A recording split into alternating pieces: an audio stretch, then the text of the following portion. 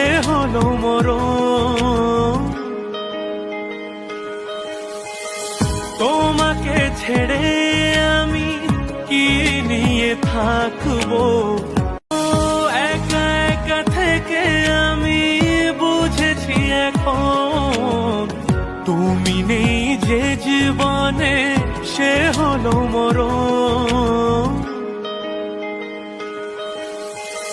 তোমাকে ছেড়ে আমি কি নিয়ে থাকবো, একা একা থেকে আমি বুঝেছি এখন, তুমি নেই যে জীবনে সে হলো মরণ।